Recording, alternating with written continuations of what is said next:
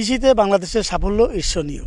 কৃষি জমি কমতে থাকা, জনসংখ্যা বৃদ্ধি সহ জলবায়ু পরিবর্তনের ফলে বন্যা, খরা, লবণাক্ততা ও বৈরী প্রকৃতিতেও খাদ্যশস্য উৎপাদনে বাংলাদেশ এখন বিশ্বে উদাহরণ।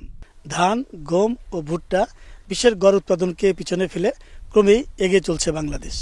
বর্তমান সরকার স্মার্ট বাংলাদেশ গড়ার প্রত্যয়ে এগিয়ে যাচ্ছে। সে সাথে স্মার্ট কৃষিতে পরিণত করতে কৃত্রিম বুদ্ধিমত্তা প্রযুক্তির ব্যবহার অন্যতম। আজ দেখুন স্মার্ট কৃষিতে কৃত্রিম বুদ্ধিমত্তা প্রযুক্তির ব্যবহার। ড্রোনের সঙ্গে এআই কাস্টমাইজ করে কৃত্রিম বুদ্ধিমত্তাকে ইন্টিগ্রেট করলে ড্রোন একবার ফসলের ক্ষেতের উপর দিয়ে উড়ে গেলে ওই এলাকার যে সার্বিক অবস্থা জানান দিতে সক্ষম, তা হল ফসলের মাঠের আর্দ্রতা পরিমাপ, ফসলে উপাদানের উপস্থিতি নির্ধারণ, শস্য রোপণ ডিজাইন, বীজ বপন, পোকার আক্রমণ জানা, ইমেজ প্রযুক্তি, কীটনাশক স্প্রে, সেচ মনিটরিং, ফসলের উৎপাদন জানা, ফসলের সার্বিক মনিটরিং করা, মাটির নিউট্রেন্ট, আর্দ্রতা, তাপমাত্রা, পিএইচ, লবণাক্ততা, ফসলের নিউট্রেন্টের অভাব, ফসলের সলিউশন অ্যাপ, রোগ ও পোকামাকড়ের উপস্থিতি জানা, কৃষি ওয়েদার ফোরকাস্টিং অ্যান্ড আগাম অ্যালার্মিং দেয়া, ফসলের আগাম সম্ভাব্য ফলনের পূর্বাভাস দেয়া, কৃষি কল সেন্টার সেবা দেয়া, সর্বোপরি কৃষি পণ্যের বাজার দর জানা। কৃষিতে এআই প্রযুক্তি কাজে লাগিয়ে বাংলাদেশের একটি বেসরকারি প্রতিষ্ঠান মদিনা টেক লিমিটেডের একদল তরুণ আইটি ইঞ্জিনিয়ার ও কৃষিবিদগণ যুগান্তকারী ডক্টর চাষি মোবাইল অ্যাপ গুগলে প্লে স্টোরে রিলিজ করেছেন।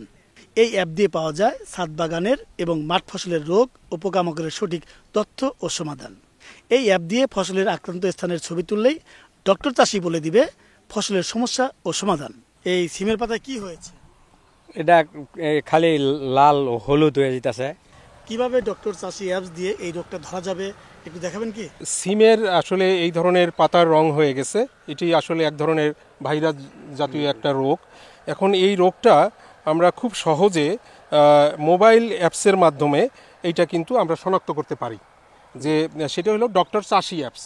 এটা ছোট্ট একটা অ্যাপস, এই যে দেখতেছেন ডক্টর চাষি। এই অ্যাপসে যদি আমরা যাই তাহলে দেখেন এখানে পোকামাকড় শনাক্তকরণ, মানে এই অ্যাপস দিয়ে যদি আমরা এখন এটার ছবি তুলতে বলতেছে, তো আমরা যদি এইটার ছবি তুলি, আমরা ছবি, এটা কি গাছ? শিম গাছ। আমরা এই শিম গাছ নির্বাচন করব, তারপরে এই জন্য ছবি তুলতে বলতেছে, এই রোগটার আমরা ছবি তুলতে বলতেছে। এই যে আমরা এখন এটার ছবি তুলতেছি। ছবি তুললে সে এই মেশিন, আর্টিফিশিয়াল ইন্টেলিজেন্স, কৃত্রিম বুদ্ধিমত্তা, সে খুঁজে বের করে বলবে যে এইটা কি রোগ এবং এই রোগের জন্য আমরা কি অর্গানিক সলিউশন, জৈব বালাইনাশক কি দেব অথবা রাসায়নিক বালাইনাশক কি দেব, সেই রাসায়নিক বালাইনাশকটা কোন দোকানে পাওয়া যাবে, এই আমার এই গাজীপুরের পাশাপাশি কোন জায়গায় পাওয়া যাবে, সেটাও সে বলে দিবে। অর্থাৎ কৃষকের সহজ হইল যে খুব স্বল্প সময়ের মধ্যে কৃষক তার সময় বাঁচবে, তার টাকা বাঁচবে।